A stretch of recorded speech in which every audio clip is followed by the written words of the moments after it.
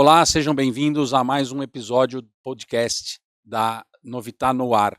É com muita alegria que hoje a gente vai falar sobre um assunto que é inspirador, que é como você preparar espaços, né, através da arquitetura. Hoje eu vou receber a Cristiane Marchesi, que é uma arquiteta renomada no nosso segmento, que tem a oportunidade de falar um pouco sobre o futuro da arquitetura, o futuro da ambientação e como esse ambiente devidamente ajustado, alinhado, pode trazer benefícios para os consumidores, né? Quando se estão presentes no restaurantes de coletividade, que é o caso da onde a Novità opera, mas também em fast foods, e como essa tendência pode agregar ainda mais no bem-estar e na alimentação das pessoas. Cris, muito bem-vinda, obrigado por aceitar o nosso convite. Fala um pouco sobre a sua carreira, um pouco sobre o que você tem feito para os nossos telespectadores conhecerem um pouco melhor você. Muito obrigado. Oi, Diógenes, obrigado pelo convite. É sempre um prazer a gente conversar. E de verdade, assim, são 20 anos de profissão, quase todos eles falando de cozinha, de restaurante. E as coisas mudaram ao longo do tempo. Era antes muito mais técnico, a gente falava de refeitório, então era um quadro aqui, uma coisa ali. Com o tempo, as necessidades foram mudando. E muito mais depois da pandemia, porque para você trazer de novo o funcionário pro restaurante, eu tive que evoluir como profissional e entender muito mais da necessidade psicológica naquele momento. Então, depois, sei lá, dos uns 18 anos sem voltar a estudar formalmente, eu fui atrás de uma pós em neuroarquitetura e abri um horizonte. A gente começa a entender que até as mudanças dos hormônios no corpo a gente consegue manipular com o ambiente que a gente cria. Imagino. E aí isso é muito... abre um leque de possibilidades. Então, a proposta é muito mais o que você quer oferecer para o seu cliente, o que a gente espera daquele ambiente, aí entra neuromarketing, neuroarquitetura, a neurociência abrangendo a arquitetura com ferramentas para a gente adquirir possibilidades e foco para o cliente, para o que a gente quer mostrar para o cliente. Legal. E ao longo do tempo isso tem me ajudado a ser mais assertiva. Então os projetos eles começam com um briefing mais sério, e entendendo muito mais às vezes o que o cliente quer dizer do que o que ele está falando, e levando isso para o projeto de uma maneira a ele atingir o objetivo dele. No caso, quando a gente fala de restaurante, eu tenho 2 clientes, que é o meu cliente que eu estou atendendo, vocês, e o cliente que vocês querem atender. Então, são 2 culturas, né? Então, Claro. aquilo dali tem que funcionar. Você tem que trazer os 2 para o mesmo pacote, né? E trazer isso expresso na arquitetura para ser assertiva. Quanto menos revisão, melhor, porque nesse tempo aqui, quanto mais assertivo a gente é, mais vende, mais o cliente entende que a gente está sabendo o que tem que ser servido, né? Porque quem trabalha com serviço acaba tendo que ter esse feeling time dessa possibilidade. Legal.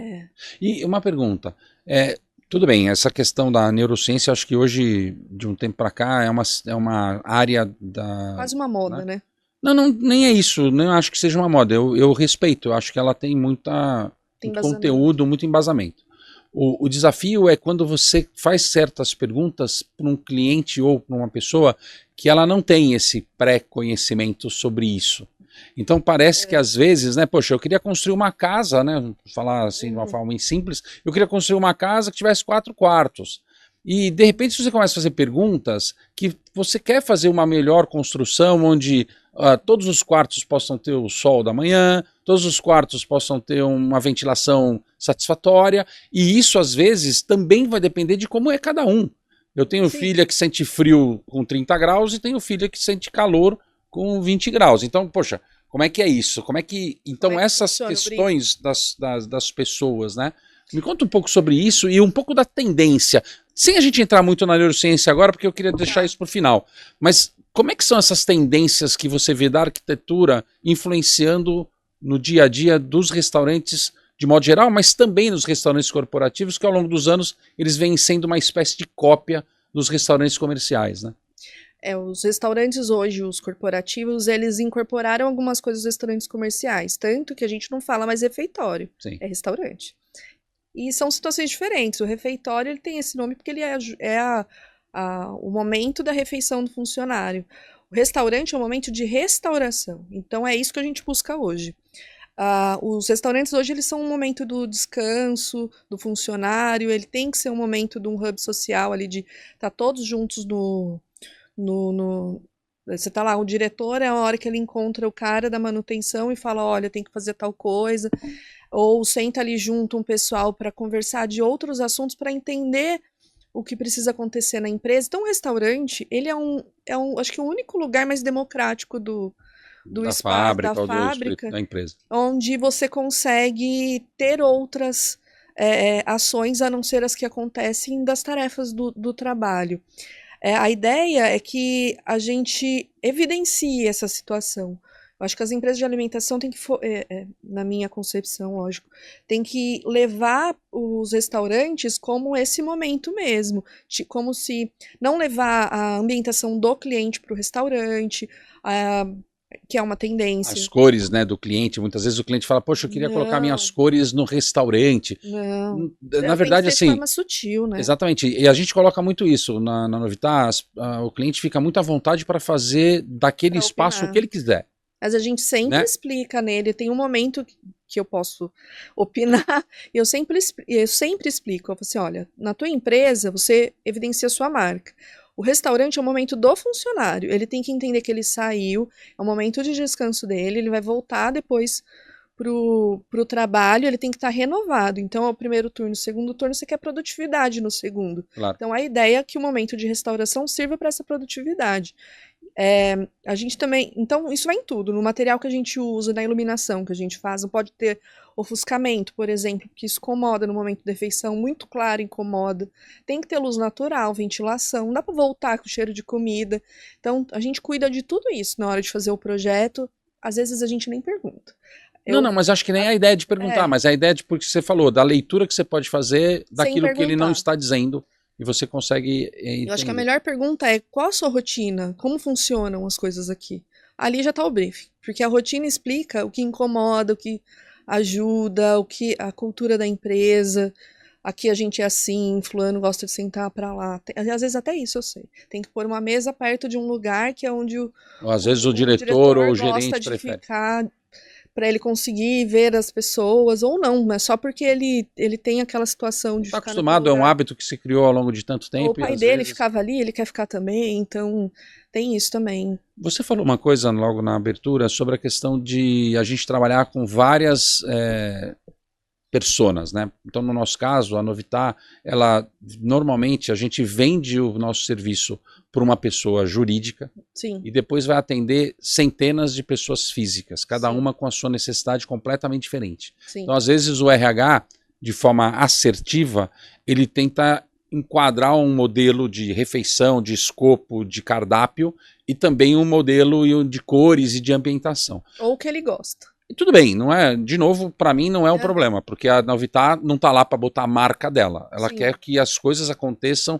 do melhor para o nosso consumidor. Sim. Se o nosso consumidor está satisfeito e está tudo branco, para mim é indiferente. Funciona. Eu não preciso querer colocar as minhas cores lá ou o que eu acho para que o cliente se sinta bem. Se ele se sentir bem, é o que vale. É uma personalização. Personalização do que ele quer e não do que eu acho. É claro que, como especialista na alimentação, e a gente procura profissionais como você, exatamente para trazer a coisa mais perto do profissional. Falar, olha, esse branco total traz algum tipo de sentimento que não é legal num restaurante. Então seria interessante quebrar com algumas coisas. No passado era só a questão das pictures, né, das fotografias e tudo mais. Hoje a gente já consegue ter outras texturas e outras coisas que modificam muito. Depois, aqueles que tiverem interesse, né, não estamos aqui vendendo a Novitá, porque não é esse o motivo, o objetivo do podcast, mas depois vocês vão ter acesso lá a alguns links, vocês vão ver como que a gente trabalha muito essa questão da arquitetura, no sentido de fazer exatamente isso que a Cris está nos trazendo, de unir a cultura do cliente com a necessidade dele e aquilo que a gente pode contribuir para melhorar. Muito bem, Cris. Um outro ponto que eu acho importante, assim, a gente evoluiu na alimentação de modo geral Mas também é verdade que ainda não é, quer você ter dito uma frase que eu concordo, de que o restaurante é um espaço democrático, mais ou menos, porque ao longo dos anos a gente não conseguiu fazer o que é na Europa e Estados Unidos. Ou seja, democrático mesmo. Eu tenho um ticket, ou eu tenho um dinheiro, e eu entro no restaurante e eu como absolutamente o que eu quiser naquele dia. Sim. Nós ainda temos algumas opções, alguns lugares, até nós mesmos temos alguns clientes que têm uma determinada ilha, tem uma determinada... Mas hoje ainda é tudo linha de distribuição, Sim. onde as pessoas têm que comer aquilo que em tese a gente estabeleceu. Uma carne, ele tem uma segunda opção, ele pode ter uma outra opção, uma terceira opção que vem de dentro da cozinha, ele pode ter alguns têm selfie, outros são porcionados, tal. Como é que a gente pode mudar essa questão, porque é muito cultural, é muito forte, de que o trabalhador, no caso do Brasil, parece que ele é super hiper protegido, no sentido de dizer assim, eu tenho que dar isso. Então ele não tem vale transporte, ele não tem opção, ele tem que vir de vale transporte, ele use ou não, porque ele não tem condições de trocar o vale transporte por combustível. Né? Tudo muito hermético, parece que o trabalhador ele está ainda naquela fábrica da década de 70. Sim. Como é que você vê a arquitetura trazendo esse mundo moderno que está nos outlets, nos shoppings, nas praças de alimentação, nos food trucks, né? Você vai num parque de food trucks, tem lá 80 tipos de comida. Por que eu não posso, num restaurante, entre aspas, ter 80 tipos de coisa? Claro, tem uma questão de custo, mas por outro lado, deixar com que ele se fique livre, né? Conta um pouco, como é que você vê isso? Eu vejo que é um trabalho de criatividade de todo o grupo. O arquiteto não consegue resolver todos os problemas e a gastronomia é muito mais dinâmica do que o espaço. Nós vamos falar. Em gastronomia, eu consigo ter uma variedade todo dia, eu consigo criar todos os dias. Na arquitetura, é um pouco mais estático. Eu vou mudar o restaurante a cada 3 anos, a cada 1 ano. Depende do que acontece até em contrato.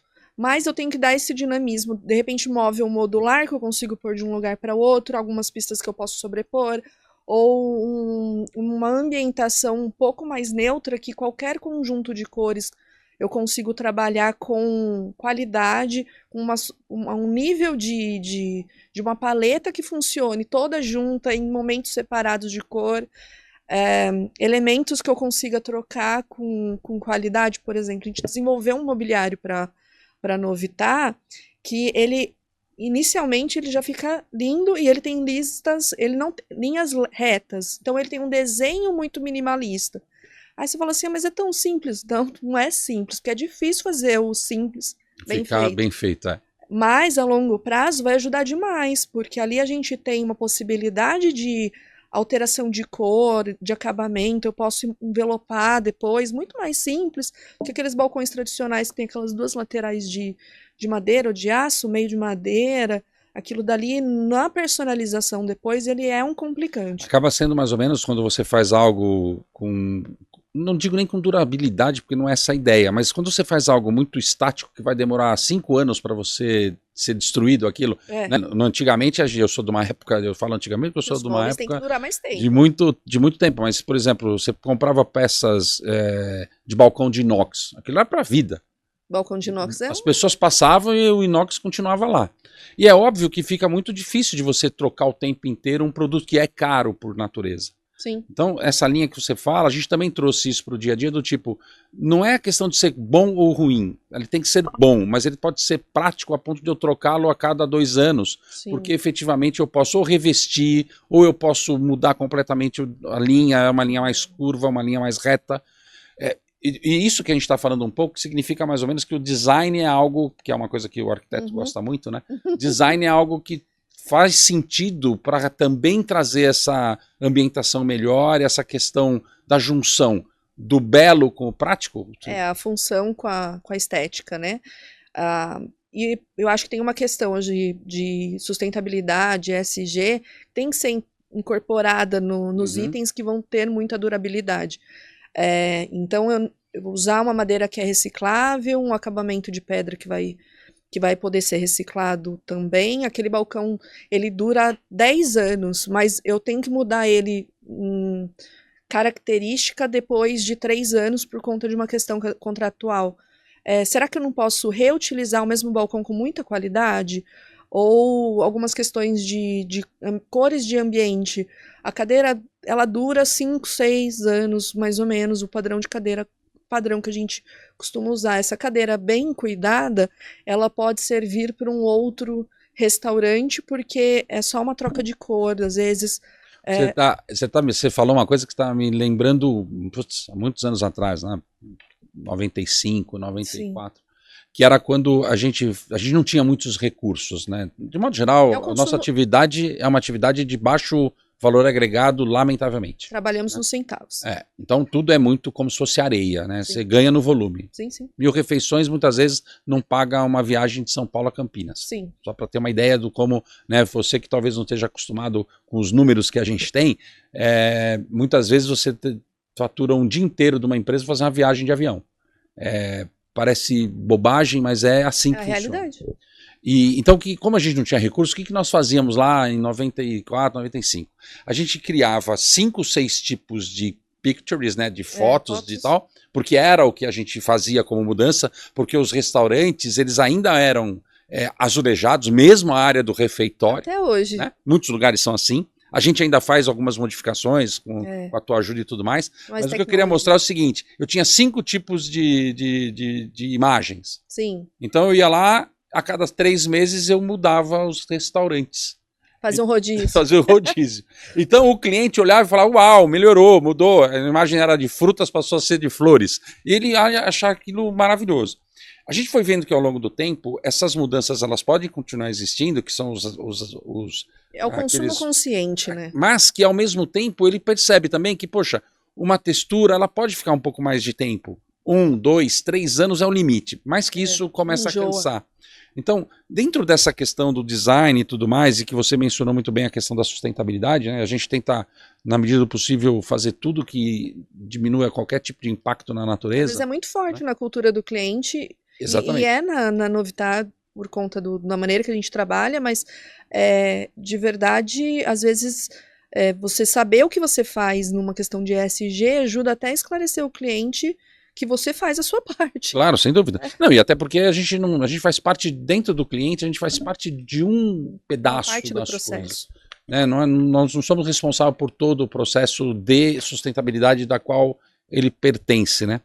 Um ponto aqui que eu estou levantando, que seria interessante a gente falar um pouco, é sobre o quanto o arquiteto, que tem toda a questão do design, do layout, também se envolve, ou deve se envolver, né, com as questões ligadas ao produto em si. Cliente. Né? Não, digo o produto do seu cliente, que no caso sou eu, a Novità, dizer, olha, eu quero criar uma refeição leve, eu quero criar uma refeição personalizada, eu quero fazer um determinado tipo de lanche, por exemplo. Como é que a arquitetura trabalha esses aspectos, não apenas no ambiente, mas até no detalhe de falar dos utensílios, Sim, da linha de distribuição? Como é que você faz esse deparo aí?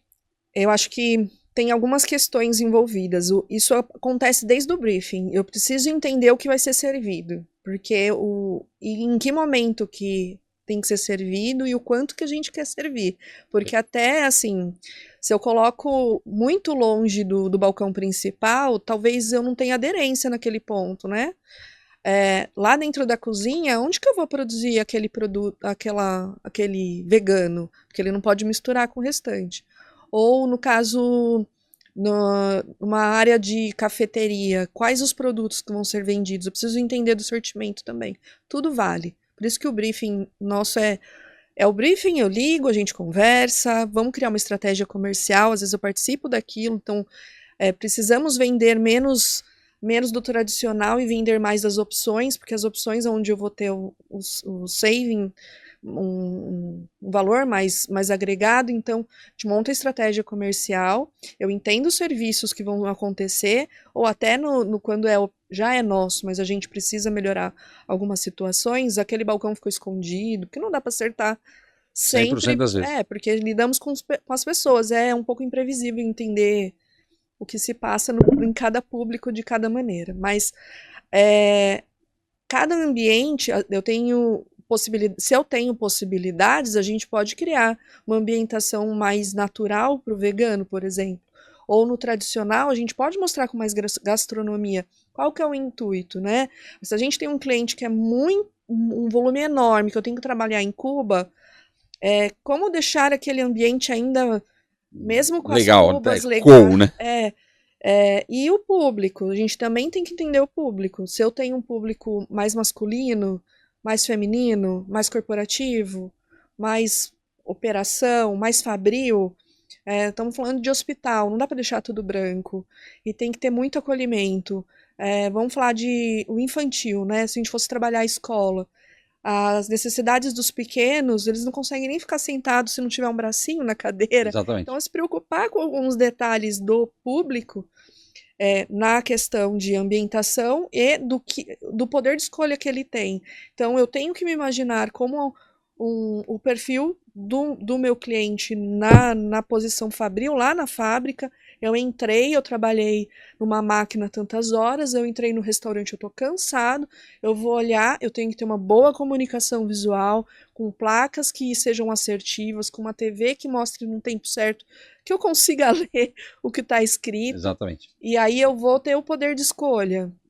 Eu acho que isso vai naquela história da democracia, de a gente deixar o funcionário, mesmo que tenha que se enquadrar num contrato, determinado modelo, mas pelo menos ele está livre. É um contrato que é o que o patrão também consegue oferecer, às vezes, Sim. pelo lucro que ele tem na empresa, que às vezes muda de uma empresa para outra, mas que ele consegue direcionar para ele oferecer o melhor para o funcionário. Acho que é muito positivo que as empresas estão mais preocupadas em oferecer serviços e não só o balcão padrão com 2 saladas, uma proteína. Algo fixo. Dia desses, eu acho que foi ontem, o Rogério estava fazendo o Rogério é o presidente da Associação Brasileira das Empresas de Restaurantes de Coletividade. Sim.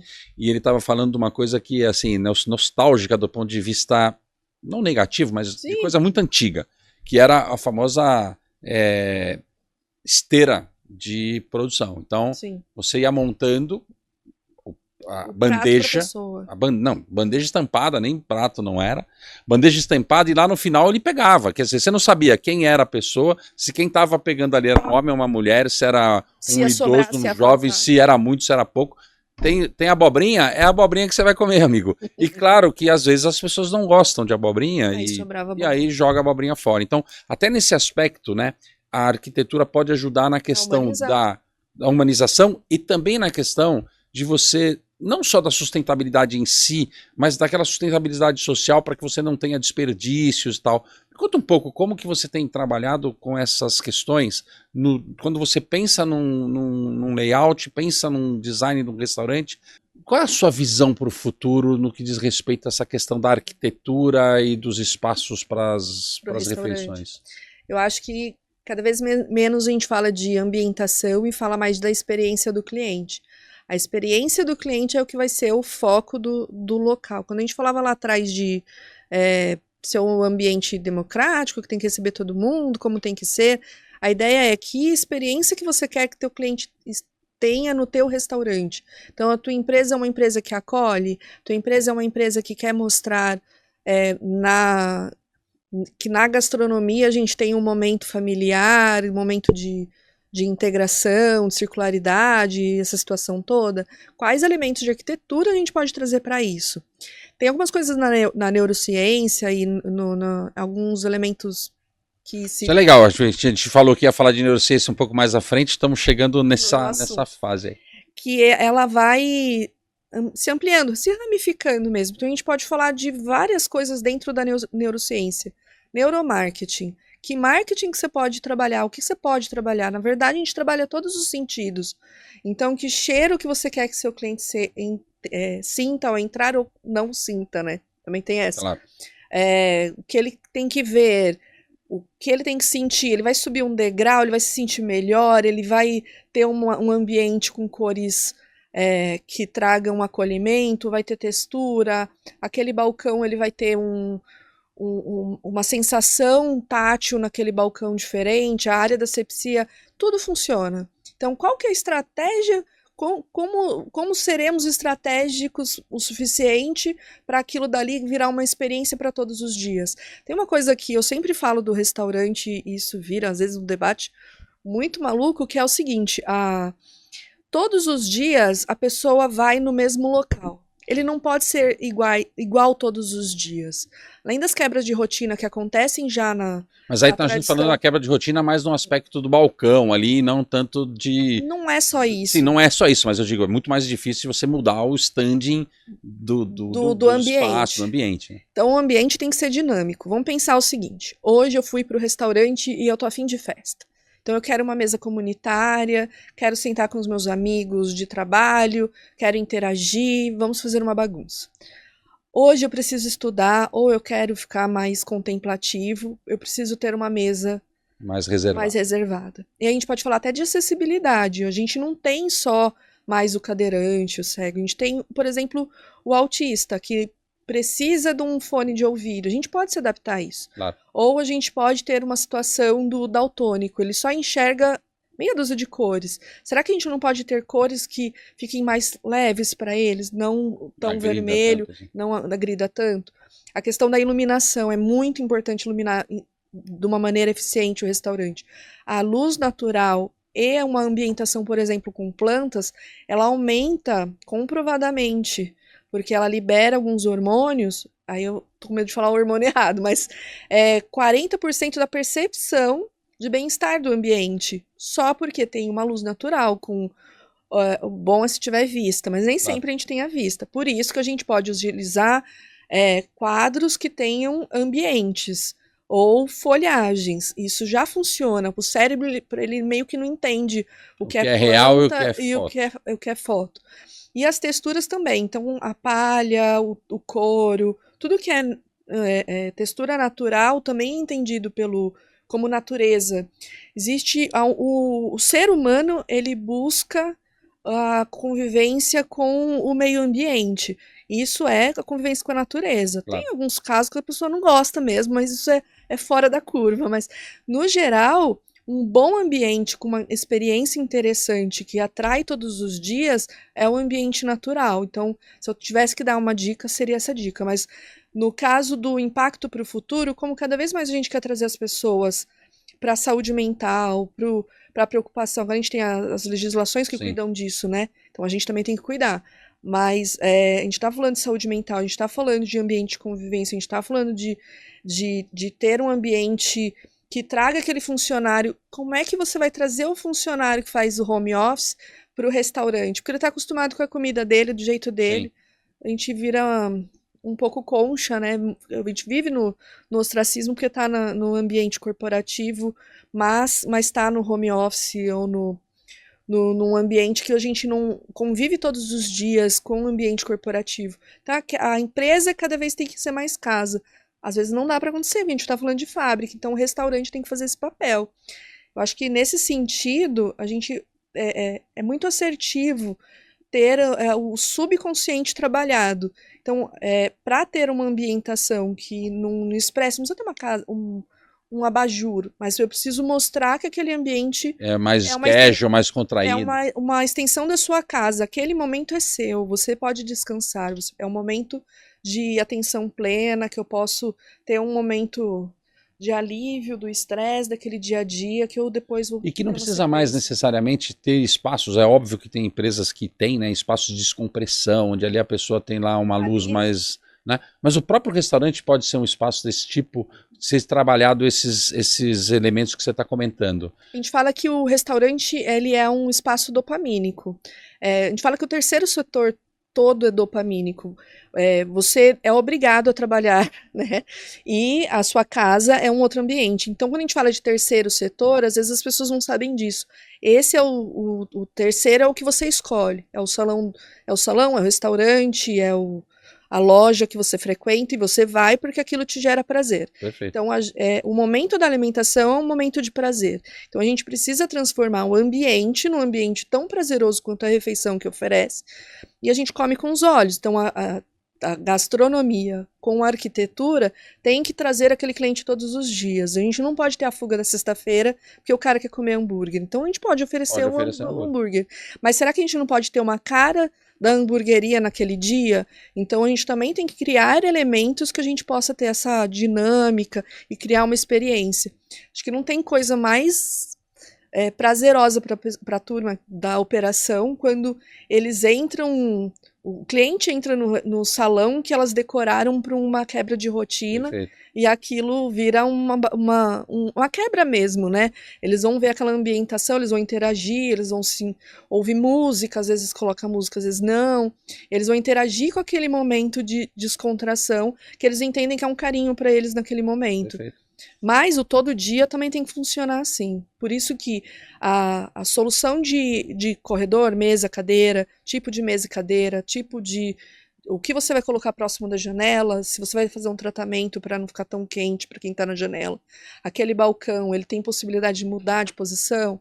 A gente vai ter uma sala reservada. Eu acho que uma coisa que tem acontecido é a gente trabalhar não só o ambiente do salão. Às vezes a gente faz a entrada. Sim, tem uma espécie sala de recepção, um corredor diferenciado. Uma sala de almoço, porque às vezes o momento do almoço do diretor é um momento de venda e é um momento nosso também de mostrar um produto para o cliente ou do nosso cliente. Então, a gente tem que estar ligado em todos esses momentos de oportunidade. A gente tem que ser rico em oportunidade de ser de oferecer experiências e que resultem em prazer e em qualidade e a pessoa querer voltar. Quem vende serviço, vende hospitalidade. A gente, ainda mais em alimentação, a hospitalidade vai ser o grande, na minha opinião, né? O grande foco do mercado nos próximos anos, mesmo no corporativo, porque a gente tem que trazer de novo o público que está em casa. E isso, de certa forma, não melhorou muito de alguns pontos, né? Por exemplo, eu sou de uma época que você tinha 3 restaurantes. Você tinha o restaurante do colarinho branco, você tinha o restaurante do colarinho azul e você tinha o restaurante de diretoria. Hoje está raro você ter 2, que seria o dos todos e dos diretores. Está muito raro. Os diretores às vezes até têm uma sala separada, mas eles quase não usam, a não ser por esse aspecto que você colocou, de quando ele está recebendo um cliente. E aí precisa de uma privacidade. Depende muito do que ele vai tratar nesse almoço, porque também dependendo do assunto, ele prefere ir para o próprio restaurante geral. E esse restaurante geral, ele também com isso foi bom, porque ele foi ganhando também um pouco mais de cuidado e atenção da alta direção da empresa.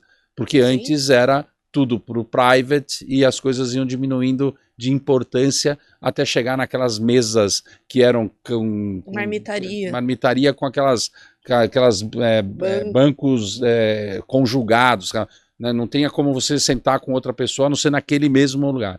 Hoje não, hoje a gente mesmo com os trabalhos que você faz, a gente tem mesas de 4 lugares, mesas redondas, mesas de 8, mesas altas, mesas baixas, então você consegue fazer com que as pessoas se sintam minimamente em termos de visual, elas se sentem mais leve o restaurante, fica aquela coisa padronizada, unificada.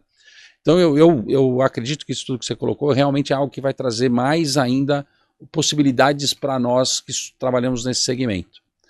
Cris, poxa, muito obrigado por trazer aí conhecimento, inspirações, né? Eu que agradeço. Eu queria que você deixasse se você entender que faz sentido, principalmente para os arquitetos mais novos, né, que podem estar assistindo ou que vão assistir, depois você vai ter o link, você vai poder mandar para as pessoas com quem você convive, para que eles possam se inspirar no que você vem fazendo, no que você vem tendo oportunidade de fazer, que a gente não esgotou aqui, vai ter uma oportunidade para a gente falar um pouco mais, a gente estava falando dos bastidores sobre o ESG, com uma visão muito mais de como a gente pode atingir a ponta disso, né? Não era o principal foco hoje, mas vai ficar aqui o convite já para você falar disso. Deixa um pouco do que você imaginava aí deixa eu deixar o meu recado agora. Eu acho que, falando para os próximos arquitetos, eu acho que precisa ter empatia. Acho que o principal foco do meu escritório é a empatia, porque o projeto, ele em tese ele é meio que... exatas. O quanto de humanas você é dentro do teu exatas, né? Porque a matemática, ela tem começo, meio e fim. Daquilo, como você consegue transformar um briefing em uma coisa que está na sua cabeça e em uma coisa que pode se tornar um local? Como a gente transforma um lugar, um espaço num lugar, porque um lugar tem história. Qual narrativa você quer criar para aquilo? Então eu acho que hoje em dia não é pastel. A gente, apesar de ser rápido para produzir, que a gente tem que produzir com essa urgência do nosso cliente, que era uma coisa que a gente conversou até nos bastidores, o quanto que a gente quer trabalhar o empático, quanto que a gente quer focar para o nosso cliente de ele ter a melhor experiência que ele pode com o que a gente pode oferecer e o quanto que a gente quer ser assertivo. Eu acho que uma das melhores sensações da minha profissão é quando eu mostro o projeto e a pessoa fica encantada. O encantamento do meu cliente é um alimento para eu ser mais empática ainda quanto aquilo. Claro. Então quer dizer que eu entendi o que ele pediu. O que estava na minha cabeça não era só uma bobagem da minha cabeça, né? Tinha um foco. Então eu acho que empatia e bom senso funciona para tudo. O problema é que não vende, né? Às vezes vende. Essa é a única dificuldade que a gente tem de buscar o bom senso ou o consenso para certas coisas. Está exatamente nisso. E é por isso que, na verdade, a gente na Novitar sempre busca profissionais que possam agregar valor àquilo que a gente faz. Sim. O fato de a gente conhecer o nosso segmento e conhecer como a gente imagina que é o ideal, nem sempre sozinhos a gente alcança os resultados necessários. Então, parabéns por estar conosco, obrigado pelo bate-papo, seja sempre bem-vinda. Obrigada, eu adoro os bate-papos aí, posso voltar numa próxima oportunidade, vai ser um prazer. Bom, a gente termina aqui o nosso episódio de hoje, eu convido você a continuar nos assistindo nos próximos e muito obrigado, um abraço.